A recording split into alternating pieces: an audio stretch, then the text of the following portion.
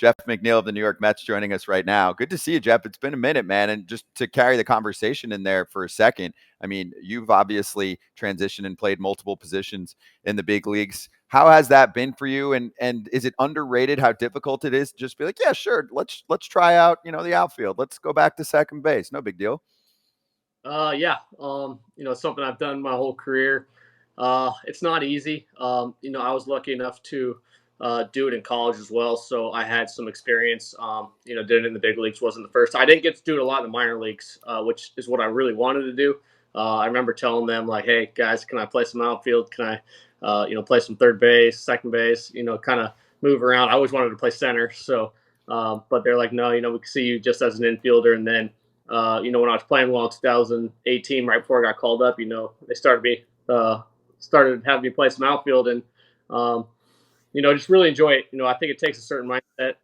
You really have to want to do it. You have to enjoy it as well. It's not easy. It takes a lot of reps, especially during batting practice, making sure you're out in the outfield, getting those fly balls and seeing the ball off the bat. But it's something I've loved to do my whole career. When people ask me what my favorite position is, I tell them I love moving around all over the diamond. I think it's super fun. It keeps it fresh every day. All right, so enough baseball talk. Let's talk golf here. Where's your trophy? Where's the trophy? I haven't got it yet. You didn't take it home with you on the airplane? You didn't have it like in the seat next to you? Yeah, I think they're engraving it right now, so hopefully get it in a week or so. But that thing was heavy. That thing was not light. So definitely a good piece of hardware there. Well, okay. So what are you going to do with your check? Also, I have to ask you because people don't realize you got $100,000 check. So I mean, are we buying something with the $100,000? We're building a house right now, so that's by going towards my golf simulator room. My man cave. I'm gonna have a awesome room in there. So won a golf tournament, so why not put a pretty cool golf simulator in there? So, okay, so people don't know, people that didn't watch, you won the Hilton Grand Vacations Tournament of Champions, the celebrity division. I played in it. I only finished 38 strokes behind you. So, I mean, I was close. I was very close. I mean, listen, hey, I did fine for myself. Some of us don't get to play golf every day like, New York superstars. It's okay. But my question is, were you nervous coming down? Because, I mean, I was there I was watching when you were coming down. And at one point, they had you and Mark Mulder tied, and they made a mistake in the scoring. So you didn't know you won, right? So were you nervous coming down 18? Because 18 is a hard-ass hole, like Nona. Yeah. So I remember, I think I was on 14. I think I bogeyed 14, and I knew I was one behind Mulder. So I kind of wanted a scoreboard watch just to kind of see where I was at. And I think I birdied 15. Mulder birdied 15. I parred 16. Mulder parred 16. And then my caddy comes up to me on 17. He goes, "You want to know where you're at?" I go, "Yeah, I need to know where I'm at." He goes, "You're one back. You got to make a birdie." So I think I hit it to 5 feet on 17. Missed the putt, unfortunately. So I knew I was one back going into 18. And I kind of liked that. I mean, it kind of made me, have to step up and hit a driver there. So piped the drive, hit the next shot into pretty close. And actually, before I hit that shot, I was talking to one of the guys from Golf Channel. They said, Mulder bogeyed here, so if you make par, you're in a playoff. But I knew birdie won. Hit it close, missed the putt, unfortunately. But it was definitely, a little nerve-wracking coming in. And I thought I was going to be in a playoff, and then found out in the scoring tent that, I'd won it. I was laughing because I was watching on 17. You hit it close, you missed the putt, and you could just see you were like, that might just cost me. Yeah. And then you got to 18. One on 18 was worse. I mean, I thought I knew it was to win, which was good. I knew if I made the putt, I win.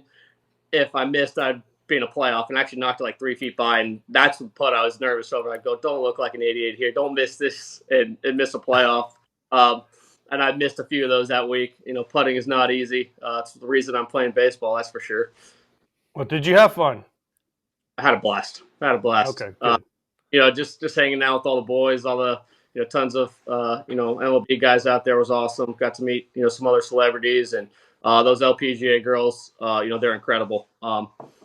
For people who say they can beat them, they can't. There's no chance. They're so good. No chance at all. I mean, I thought I played pretty well for the week. I think I was 7 or 8 over, and the winner was 12, 14 under, something like that. I mean, there's they're incredible. Their short game's awesome, and incredible people as well. AJ, one thing I know about Jeff, he's not doing the side action like you did during the golf match. Jeff is straightforward. He's going for the win, Jeff. Am I right by saying that, or you did a little side action? I actually had no side action. I knew it. Wait, did you not even get in the skins game? Because there was I got celebrity game. I want to skin the third day. I made eagle on 11. No, I'm always in the skin. The skins game is where it's at. And I actually eagled hole 9 the first day. I thought that was a skin for sure, and Ray Allen taught me. So I ended up winning one skin. I got my money back. That's always good. Money back. I won one too. I just want you to know I birdied 18 the second day, and it was a lot because it was the only skin all day. So they were like, Joe Carter's brother Fred runs it, and he just walks up to you and just hands you a wad of cash, and just drops it, and you're like, yes, I'm not going broke this week. That's amazing. That's got to be a good little. It was 8 or 900. Okay, not bad. But then I bought a pecan pie for him for 100, so that cost me a little bit. And then, wait, what? Yeah, I know.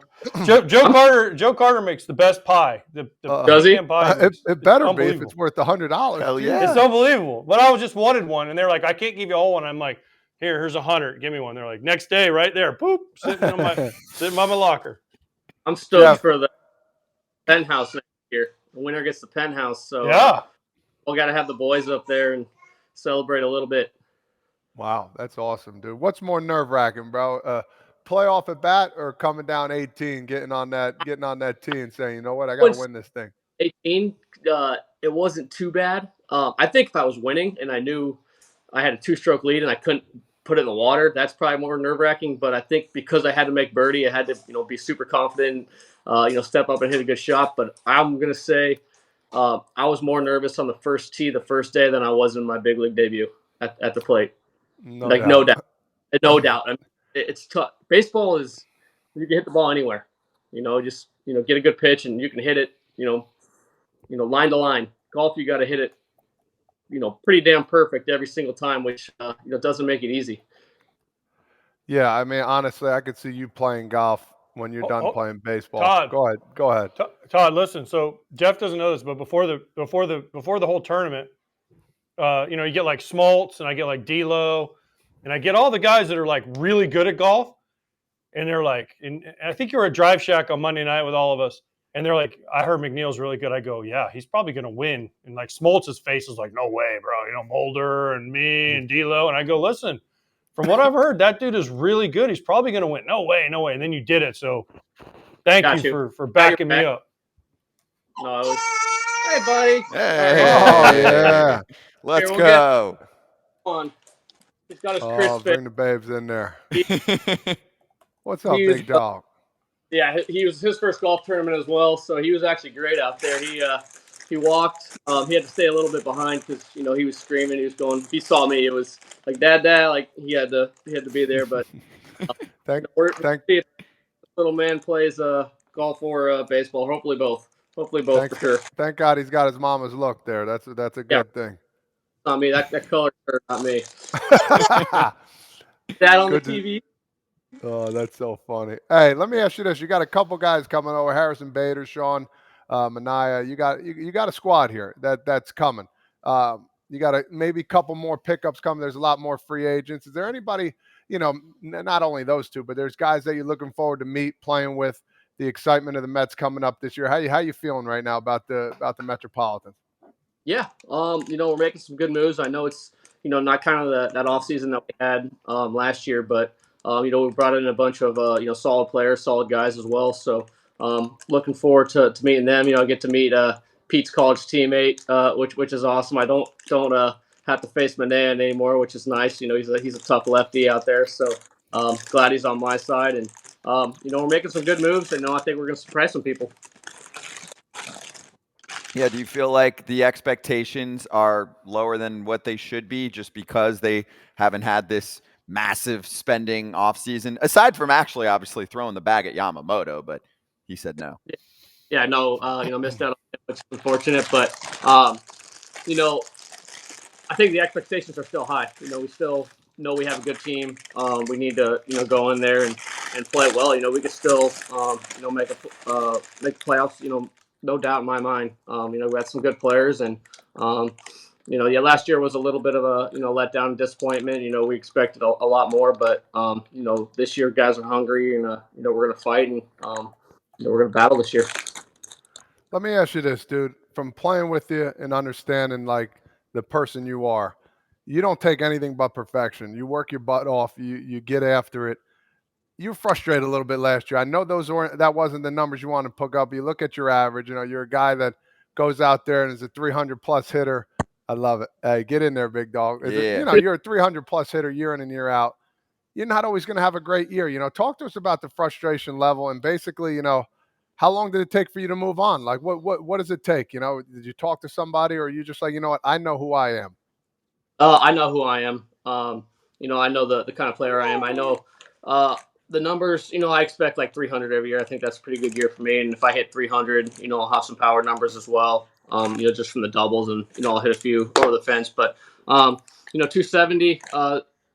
It wasn't my worst year. I think 2021 was definitely my worst year. So I think just some things didn't quite go my way. But if you look at, I think the last 2 months, I started swinging the bat really well, and that was kind of more the player. Yep. I think I had I'm not sure, but I think I had, maybe like one not good month at all, which, if you have a bad month, it's tough to recover from. But, I felt like I played pretty solid the last 2 months, and, just going to try to, build on that and take that into next year. Your son's name's Luca, right? Lucas. Oh, Lucas. Wait, what's he eating? That's what I want to know. Crispix, right? Yeah. AJ, he's pointing at you. What is he eating? Yeah. I couldn't hear. Crispix. Ah, got it. So I remember those days. How much does it help with the fam, like having Lucas and company, where you're just like, all right, whatever, like I'm going to bounce back, and I got other things to worry about too right now in the off season? Yeah. It's great. I had the family out there this last year. Coming home to him has been awesome. And, he's starting to get to that age where, I walk in the house and nothing else matters. Dad's home, which is, extremely exciting. I walk in and he goes, Dad, just wants to hang out with me. So definitely makes it a little easier. And, it's pretty cool actually on the golf course.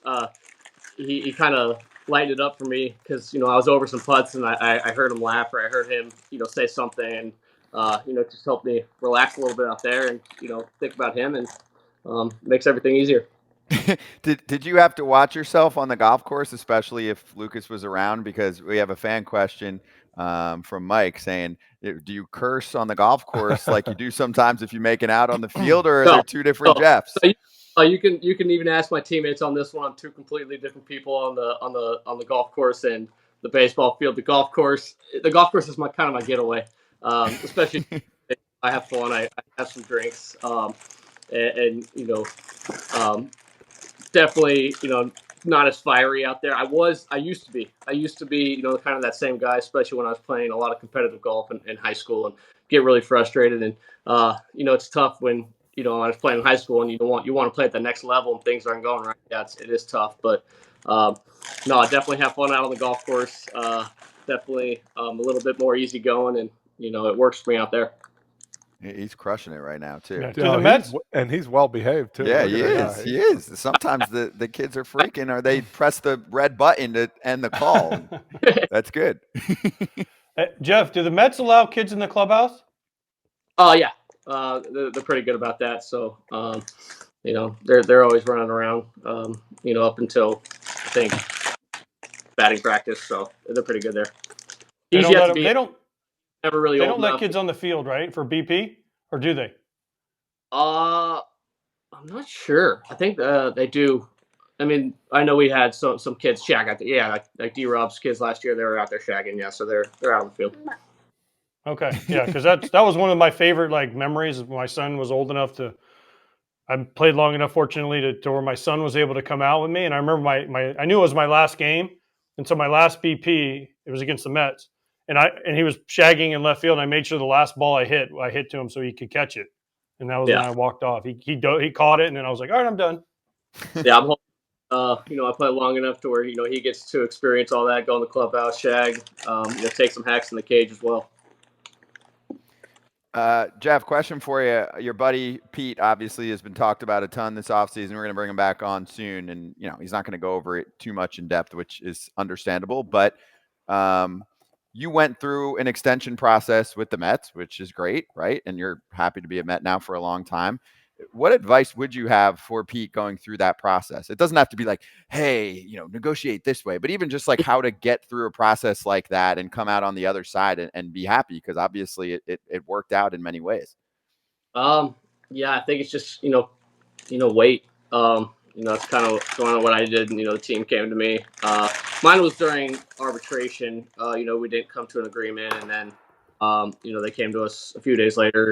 We want to, work something out, and we don't want to go to arbitration. Let's do this kind of deal. So, mine wasn't too bad. Mine took, a week or two. So, but, I know he wants to, be a Met. We all want him to be a Met as well, and I know he loves New York. So, hopefully we can keep him long term. And I don't want to see him play anywhere else. I want to see him, be my teammate for a long time.